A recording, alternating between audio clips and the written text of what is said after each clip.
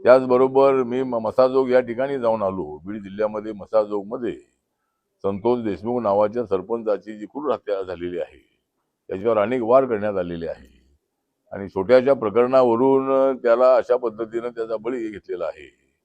त्यामुळे आतापर्यंत त्या प्रकरणामधले 4 आरोपी पकडलेले आहेत।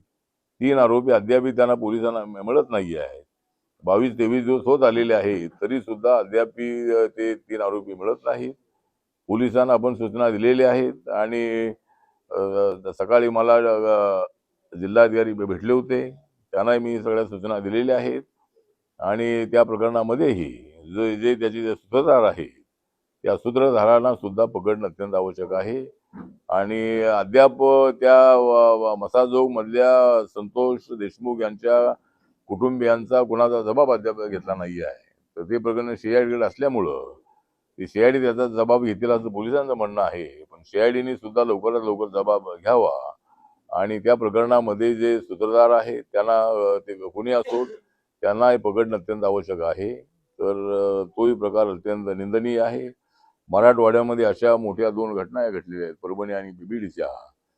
तर मला असं वाटतं की अशा पद्धतीनं जे काही प्रकार घडत आहेत ते योग्य नाहीत आणि जरूर महाराष्ट्र सरकार याच्यामध्ये पूर्णपणे लक्ष देऊन आहे आणि त्या प्रकरणामध्ये लवकरात लवकर आरोपी पकडले जावेत अशा पद्धतीची आमची मागणी आहे।